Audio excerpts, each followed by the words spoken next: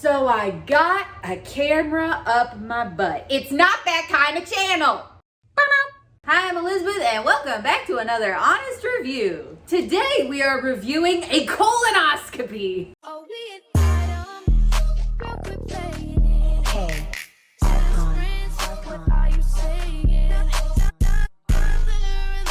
There are absolutely no affiliates going on in this video. This video is brought to you by me, so don't skip the ad. Now, you guys are amazing. Thank you so much for all the support on this channel and your comments and all the things. I'm trying to make videos that people seem to be coming for and why you're subscribing, whatever. I'm just trying to put goodness out in the world. And I guess me reviewing things and talking about my fat sometimes might be the way to make goodness in this world.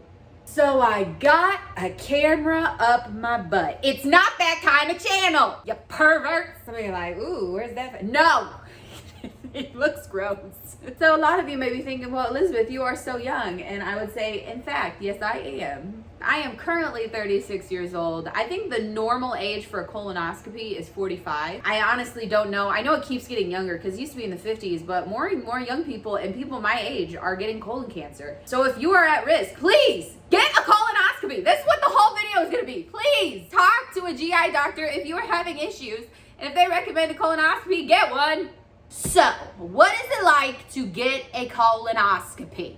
Getting a camera up your butt, having people take pictures of your butt. Well, first of all, you're asleep the whole time. They're taking pictures of you and you're asleep, so you don't even know. I honestly don't know why people are so afraid of colonoscopies. It was not that bad. I have gone through way worse, AKA childbirth. Why are people acting like this is just a horrible thing? Now, I haven't got a mammogram yet. I heard that is terrible. That's the literal shit show. So colonoscopy, this is what you gotta do. You gotta not eat for the entire day before your procedure, and then you can't eat until you're done with your procedure. So you're looking at about a 36-hour fast. Right there, that scares people. It's not that bad. I've done intermittent fasting for a long time, so I have a different mental stamina, mental willpower, mental understanding of my body and what it can and cannot do while fasting. And from what I've heard of other people, the fasting part was the hardest part because everybody's had Taco Bell, so everybody's had a shitstorm coming out of their asshole. It's like, yeah, that was just like another day eating at Taco Bell, prepping for colonoscopy. It's about the same, maybe a little more aggressive. So for me, because I was having bowel issues, I hadn't really done a lot of intermittent fasting leading up to that. So I was like, you know what, let me go ahead. The days before, I was just doing I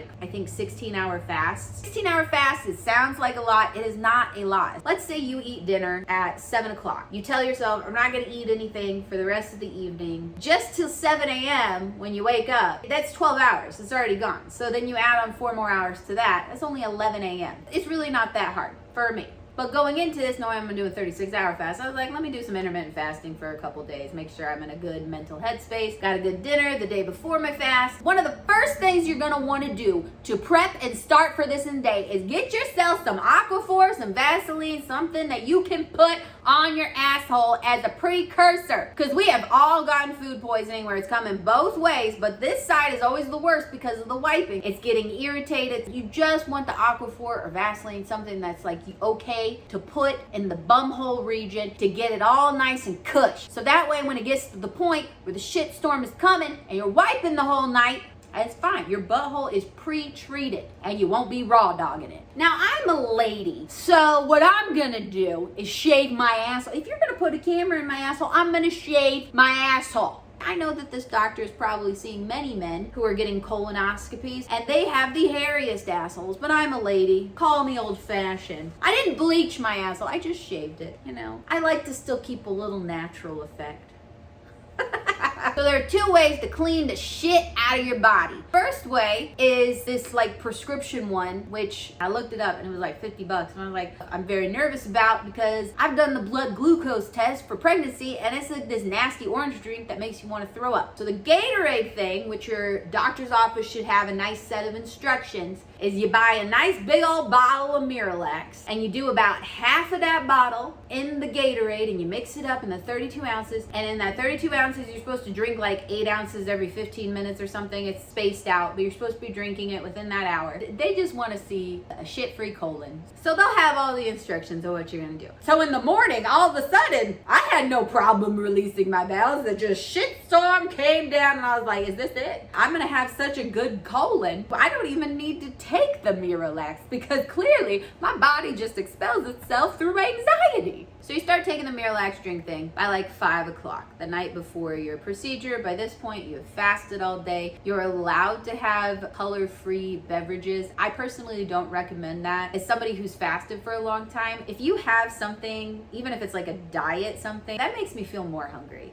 I felt like the popsicle was the best way to go if you were having like a little hunger pain. Have a popsicle because that at least gives you something to bite on and it's slower than like drinking a beverage. But also, once you happen to start drinking that Gatorade, then you're like, I'm really sick of flavored beverages because it's just like, I have to chug this shit to get rid of the shit and it's just a big shit mess. Anyway, you drink the stuff, depending on how everything's flowing, it might take a few hours. So the whole time after you start drinking this, you're paranoid because you're like, when's it gonna happen? You're just like waiting for War of the Worlds to happen on your asshole. You're like, when is it gonna rain down? You're sitting and you're waiting and you're hoping and you're praying and wishing. So I feel like the time from like 5 p.m. to the time of the shit parade, expect a few hours to happen for that so you don't get so nervous. However, once a couple hours start hitting, you start feeling rumble. You start feeling things happen. And then that makes you want to get rid of some gas. However, you are aware of how many laxatives you just took. So you're like, I don't trust my farts anymore. The farts might betray me. At this point, you should be wearing dark colored underwear. I had heard people when I'm in my comment section, they said I wore Depends. Honestly, that would have been a mental relief. I didn't shit my pants one time. However, it would have been just mentally a relief to have a Depends on in case I farted and it was a shark. Let those farts eke out or go sit on the toilet. So some time passes and then you're like, okay, this is it. I definitely have to poop. And you poop and you're like, wow, that was a lot. And then you like sit down and you're like, I feel better. And then like a couple minutes later, you're like, oh shit, there's more.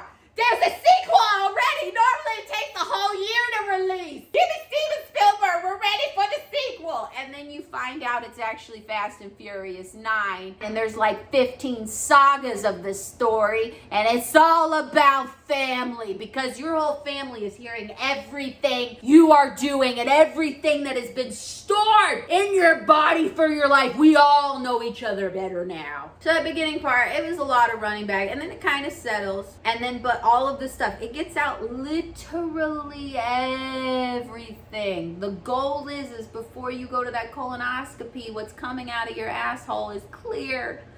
Oh, it hurts to even think and say about it. So then in the morning, you have your second dose, your other half of the bottle that you gotta take to clear everything out. Depending on the time of your appointment, that depends on what time you have to do it. I think it was 4 hours before your appointment is when you should do this second dose. Again, refer to whatever sheet they give you. And the thing that was not told to me, and it was not illustrated well on the description sheet, is that you're not allowed to have water after 12. All it said was, on my original sheet, it said you cannot have any more clear liquids after midnight, including chewing tobacco and gum. And so like when it had that and saying clear liquids and the specifications, I wasn't thinking water because I know water is a clear liquid, but you're allowed to have clear liquids such as the Gatorade, such as grape juices, apple juice. You're able to have those, no popsicle, all that stuff. So when it said clear liquids, I'm thinking of the clear liquid, not water. It should say clear liquids and water because also what are you doing? You're still taking your Gatorade drink and you're supposed to take your Gatorade drink and then also accompany it with 15 ounces of water while you're drinking. You're supposed to drink water with it. I'm thinking I gotta take more of this Gatorade drink, so that automatically means I have to drink more water. So I think I just can't have any of the sugary type substances, the things that have any sort of nutritional thing in it besides this Gatorade and Miralax and the water.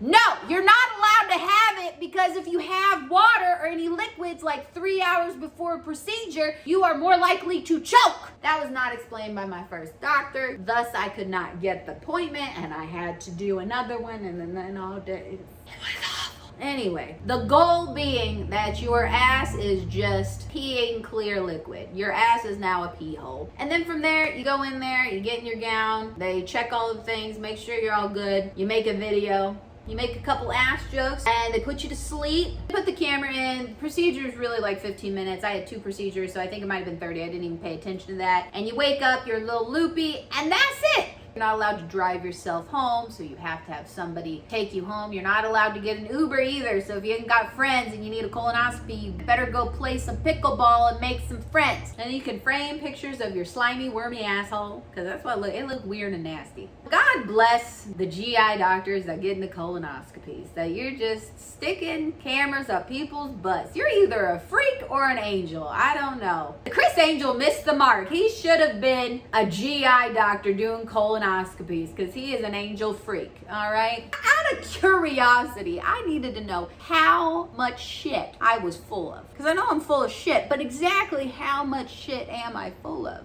So I weighed myself the day of the prep, just like a normal weigh-in. Then I weighed myself the morning of the procedure. So then I had a full day. I hadn't eaten anything. I had the Miralax. I shit myself clean. I weighed myself after the second one, before I went to the appointment, so I had a full thing. How much shit is in your body? I had 5.5 pounds of shit. 5.5.